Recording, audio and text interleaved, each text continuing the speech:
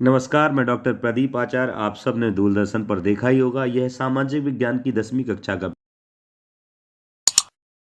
Paper. एक एक question का आंसर हम देखने वाले हैं, तो बिना किसी संकोच के सबसे पहले इस चैनल को सब्सक्राइब करें। और यदि कोई क्वेश्चन आपसे नहीं बन रहा है तो उसके लिए 888 999 डॉट 5226 888 999 5226 पर मुझे अपना नाम और क्लास लिखकर मैसेज करें। आइए देखते हैं पहला क्वेश्चन। कौन सा कारक मृदा निर्माण में सहयोगी है? सहयोगी नहीं है, ये देखना है। क्वेश्चन को ठीक से पढ़ के आइएगा, पढ़िएगा। तो कौन सा कारक मृदा निर्माण में सहयोगी नहीं है? वायु और जल बिल्कुल सहयोगी है। सड़े गले पेड़ पौधे तथा जीव जंतु बिल्कुल, ये तो सबसे ज़्यादा सहयोगी है। शैल और तापमान ये भी बहुत सहयोगी है। पानी का एकत्रित होना, पानी का एक जगह इकट्ठा होना मृदा निर्माण में सहयोगी नहीं है, तो इसका आंसर हो जाएगा घा। अगला देखते हैं, काली मिट्टी निम्नलिखित में से किस फसल के लिए सर्वाधिक उपयोगी है? काली मिट्टी जिसमें फास्फोरस ज़्यादा होता है वह चावल के लिए बिल्कुल नहीं। चावल के लिए तो पीली लैटराइट, और चना के लिए नहीं। चना के लिए फिर भी फायदेमंद होती है, पर कपास कपास रुई की खेती के लिए काली मिट्टी सबसे ज़्यादा उपयोगी होती है। गन्ना के लिए भी होती है, पर सबसे ज़्यादा कपास के लिए उपयोगी है। अगला, देश का लगभग 52% तांबा कौन सा प्रदेश उत्पादित करता है? ये तो सबसे सरल प्रश्न है, इसका आंसर मध्य प्रदेश है, क्योंकि मध्य प्रदेश का ही पेपर है। अगला प्रश्न देखते हैं, सामान्यतः किस देश का विकास किस आधार पर निर्धारित किया जा सकता है? अगर किसी देश का विकास होता है तो आप कैसे मानेंगे कि इस देश का विकास हो रहा है? प्रति व्यक्ति आय पर, औसत साक्षरता स्तर पर, लोगों की स्वास्थ्य स्थिति पर, या उपरोक्त सभी पर? आप जानते हैं, कई बार अमीर देशों का पता लगाते हैं कि सबसे ज़्यादा अमीर देश कौन से हैं या क्या है, तो वहाँ की स्वास्थ्य व्यवस्था के आधार पर कई बार देखते हैं कि कितने डॉक्टर्स हैं, लोग भूखे तो नहीं मरते हैं या कुपोषित तो नहीं है। ये सारे स्तर उस देश की उन्नति को मापने में, उन्नति है कि नहीं है, इन सारी बातों से उन्नति मापी जाती है। तो इसमें ये उपर्युक्त सभी आंसर रहेगा। अगला प्रश्न देखते हैं, आंध्र प्रदेश और उड़ीसा के डेल्टा क्षेत्रों तथा गंगा के मैदानों में सामान्यतः कौन सी मृदा पाई जाती है? आंध्र प्रदेश और उड़ीसा के डेल्टा क्षेत्र मतलब ऐसी मिट्टी रहती है डेल्टा क्षेत्रों में जो नदियां बहाकर लाती हैं, और नदियां बहाकर लाती हैं जलोढ़ मिट्टी को, और गंगा के मैदानों में सामान्यतः जलोढ़ मिट्टी पाई जाती है। लाल मिट्टी नहीं, लैटराइट नहीं, पीली भी नहीं। ये सब पर्वतीय क्षेत्रों में जलोढ़ मिट्टी मैदानों में पाई जाती है, जो मैदान नदियों के द्वारा बहाकर लाए जाते हैं मुहाने पर। अगला प्रश्न, आंखों पर पट्टी बांधे तराजू लिए हुए महिला किस बात का प्रतीक है? तो वो है न्याय का प्रतीक। सब जानते हैं, कोर्ट के बाहर एक महिला खड़ी होती है जिसकी आंखों पर पट्टी बंधी होती है और वो तराजू लिए होती है। साक्षरता नहीं, शांति नहीं, स्वतंत्रता नहीं, इसका आंसर होगा न्याय। अगला प्रश्न, जर्मनी एकीकरण की आधारशिला किसने तैयार की थी? जर्मनी जो अलग अलग देशों में बटा हुआ था, उसको एक करने का, प्रदेशों में बटा था, एक करने की आधारशिला नेपोलियन तृतीय नहीं, विलियम प्रथम नहीं, बिस्मार्क नहीं, नेपोलियन बोनापार्ट बिल्कुल, ये इसका आंसर सही है। बहुत प्रसिद्ध युद्ध भी हुआ है, घा। अगला प्रश्न, विश्वकोश नामक ग्रंथ किसने लिखा है? ये आधारशिला गलत क्वेश्चन छाप दिया। विश्वकोश नामक ग्रंथ दीदरों ने लिखा है, इसका यही आंसर है। अगला प्रश्न देखते हैं, नियम उपभोक्ता संरक्षण नियम कब लागू किया गया था? तो ये इंदिरा गांधी जी के समय हुआ था, बताइए। तो इंदिरा गांधी जी 1986, इसका यही आंसर है। अगला प्रश्न देखते हैं, खालिस्तान भरिए संपूर्ण उत्तरी मैदान खालिस्तान मृदा से बना है, तो ये जलोढ़ से बना है, आप ध्यान रखिएगा। गंगा और यमुना नदियों और चंबल का भी उसमें है, तो इन नदियों के द्वारा लाई गई जो मिट्टी है उससे उत्तरी मैदान बना हुआ है, जिसका आंसर है जलोढ़। असहयोग और खिलाफत आंदोलन खालिस्तान में शुरू हुआ था 1920 या 1922 में? तो 1920 में शुरू हुआ था, 1 अगस्त 1922, याद रखिएगा। कौन सी घटना से शुरू हुआ था ये भी आप याद रखें। उसके मुख्य लोग कौन कौन से थे ये याद रखें, क्योंकि ये बड़ा क्वेश्चन भी बन सकता है। अगला प्रश्न, करो या मरो का नारा खालिस्तान आंदोलन में दिया गया था। कई आंदोलन हुए, जैसे सविनय अवज्ञा आंदोलन, भारत छोड़ो आंदोलन, खिलाफत आंदोलन। तो करो या मरो का जो नारा गांधी जी ने दिया था वो भारत छोड़ो 1942 में दिया था, अंग्रेजों भारत छोड़ो इस था।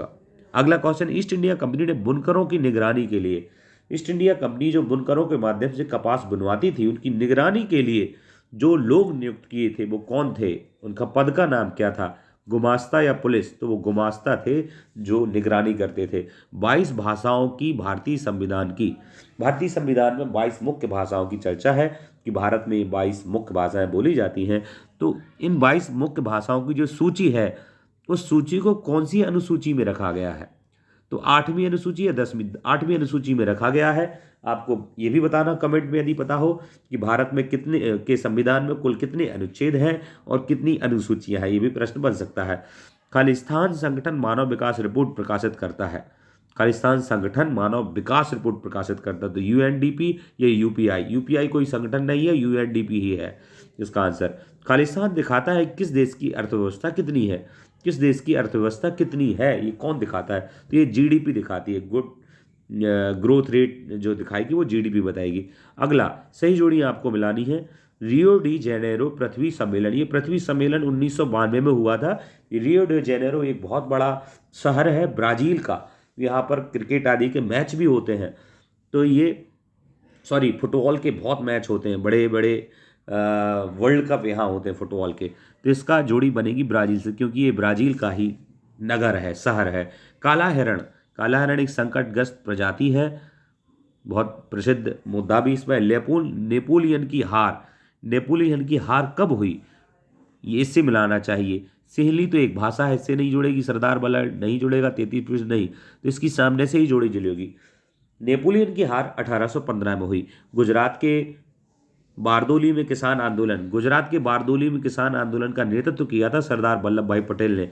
वहीं के लोगों ने सरदार की उपाधि दी थी महिलाओं ने, इसलिए इसकी जोड़ी इससे बनेगी। श्रीलंका की राजभाषा सिहली है। भारत में वन क्षेत्र 33% है। अगला प्रश्न देखते हैं, जहां आपको सही गलत बताना है।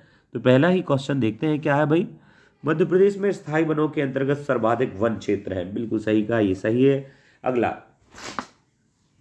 भारत में अधिकतम नदियों के बीच बांध बनाए गए हैं। भारत में अधिकतम नदियों के बीच बांध बनाए गए हैं, बिल्कुल सही है।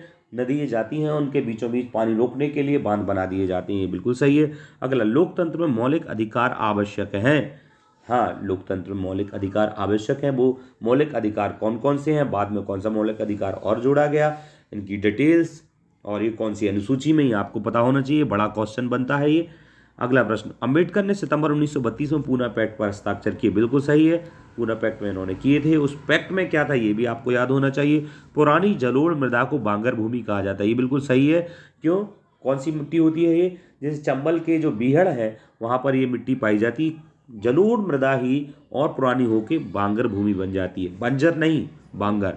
गोवा की प्रति व्यक्ति आय सबसे अधिक है। हाँ, जो 29 प्रदेश भारत में है उसमें गोवा जो प्रदेश है वहाँ के प्रति व्यक्ति आय सबसे ज़्यादा है।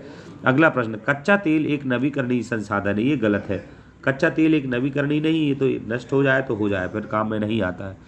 अगला प्रश्न देखते हैं, जहाँ आपके लिए एक शब्द में आंसर दें। डेल्टाई भागों में सामान्यतः कौन सी मृदा पाई जाती है? तो जलोढ़ मृदा पाई जाती है। कौन सी मृदा कहाँ पाई जाती है आपको पता होनी चाहिए।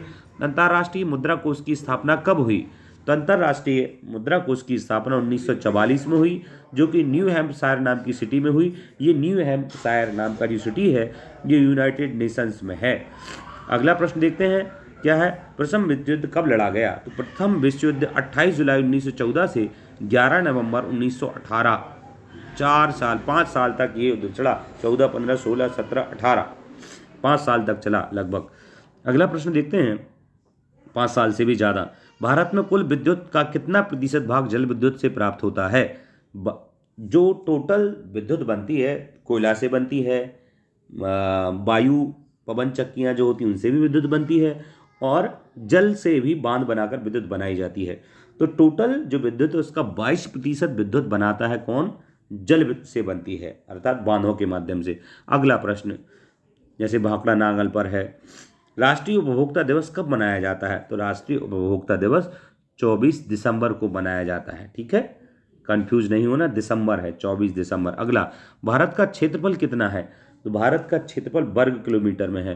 तो आप 3287 ऐसा याद कर लीजिए, 3287 ये इसका एक शब्द में आंसर हो गया। अब आगे का और जो क्वेश्चंस हैं, कैसे क्वेश्चंस आएंगे, मैं आगे के पेपर में, आगे के वीडियो में आपको बताने वाला हूँ। इस चैनल को सब्सक्राइब करें। पुनः मिलेंगे, नमस्कार।